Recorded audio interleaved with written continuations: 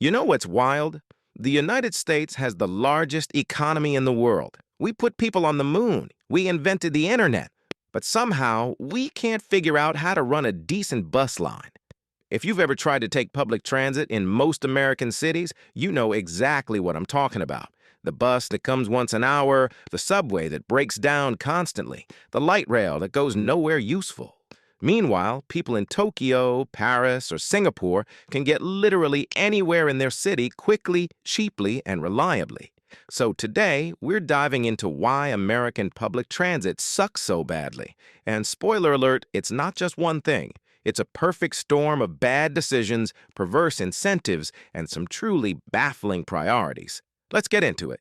Let's start with the obvious culprit, cars. America's love affair with the automobile didn't just happen naturally. It was engineered, deliberately, and systematically. In the 1950s and 60s, the federal government spent billions building the interstate highway system, which, don't get me wrong, was an impressive feat of engineering. But here's the thing.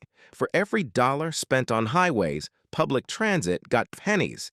The Federal Aid Highway Act of 1956 pumped $25 billion into roads. Transit? Barely an afterthought. But it gets worse. Car manufacturers, oil companies, and tire makers literally conspired to destroy public transit. Ever heard of General Motors' Great American Streetcar scandal? In the 1930s and 40s, GM and partners bought up streetcar systems in dozens of cities and shut them down, replacing them with buses. They were actually convicted of conspiracy in 1949, though the damage was already done. This kicked off a vicious cycle. As cars became essential, cities sprawled outward. As cities sprawled, transit became less viable. As transit got worse, more people bought cars. Repeat for 70 years and you get modern American suburbia, where you literally can't survive without a car. Compare this to Europe or Asia. They bombed out their cities in World War II and rebuilt them dense, walkable, and transit-oriented. We built Levittown and the cul-de-sacs. Okay, so we prioritized cars, but surely we still fund transit adequately, right? Wrong. So wrong. American public transit operates in what I call a funding death spiral.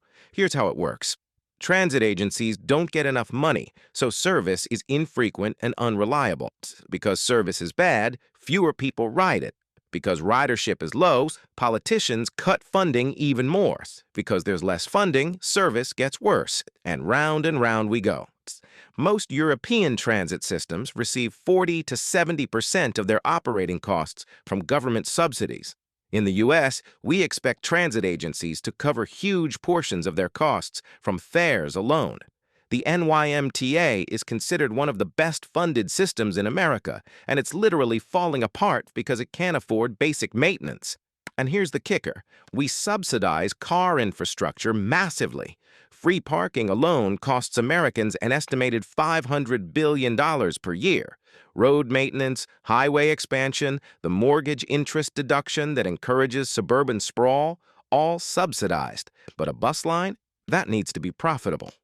The political calculation is simple and depressing. Car owners vote, lots of them. Transit riders, often lower income, younger, less politically organized. So politicians cut transit first when budgets get tight. It's electoral poison to raise gas taxes, but cutting bus routes? That happens every year. Here's where things get truly bananas. When America does decide to build transit, we spend more money to get worse results than literally anywhere else on Earth. The Second Avenue subway in New York cost $2.5 billion per mile. Per mile! Do you know what Madrid pays to build subway-wise? About $100 million per mile. Paris? Similar.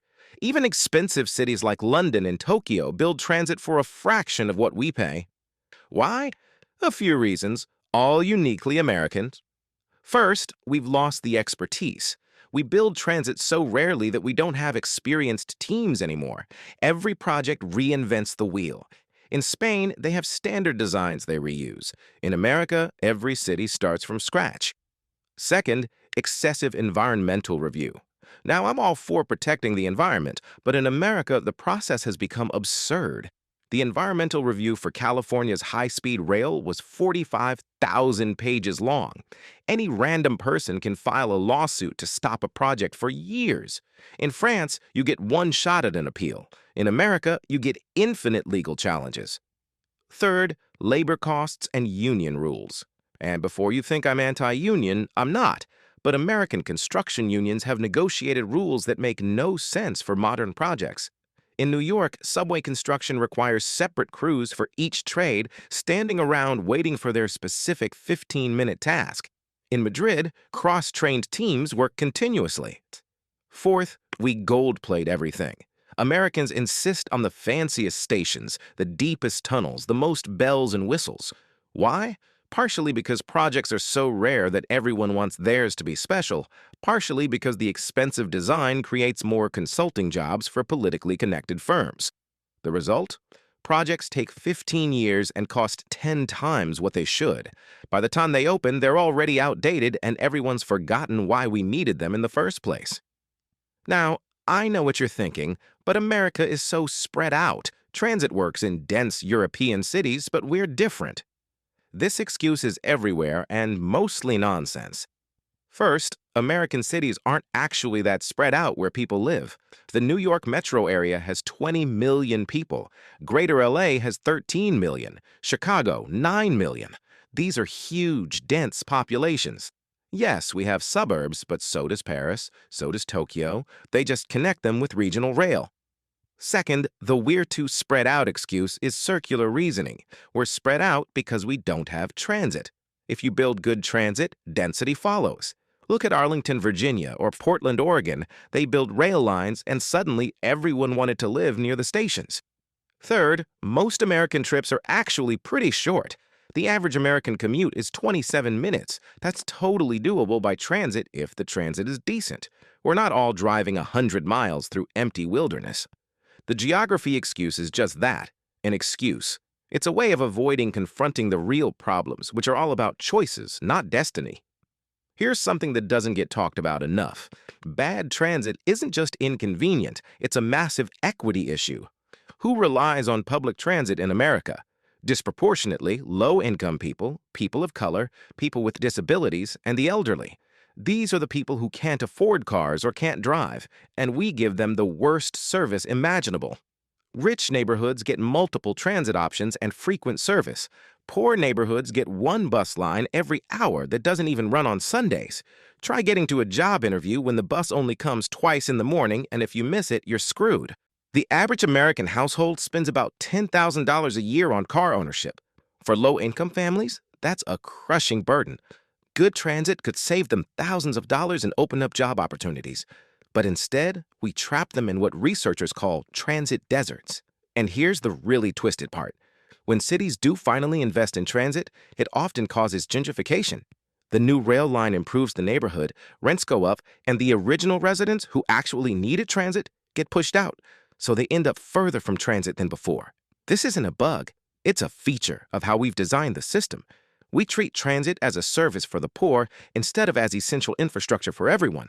And when something is just for poor people, it never gets adequate funding in America.